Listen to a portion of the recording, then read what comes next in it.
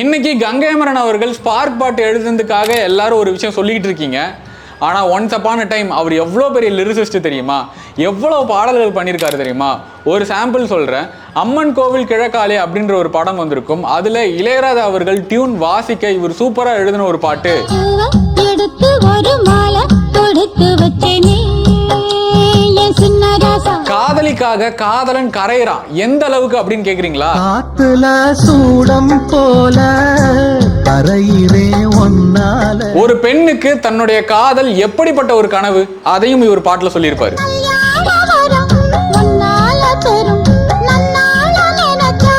விஜயகாந்த் அவர்களுக்கு பிடித்த பாடல்களின் பட்டியல்ல இந்த பாட்டு இருக்குன்னு சொல்லி நிறைய பேர் சொல்லியிருக்காங்க. சின்ன வயசுக்குள்ள கன்னி மனசுக்குள்ள ஒரு அழகான மெலடி பாட்டு. இத ஜெயச்சந்திரன் அவர்களும் ஜானகி அம்மாவும் பாடியிருப்பாங்க. 90s தானே நீ?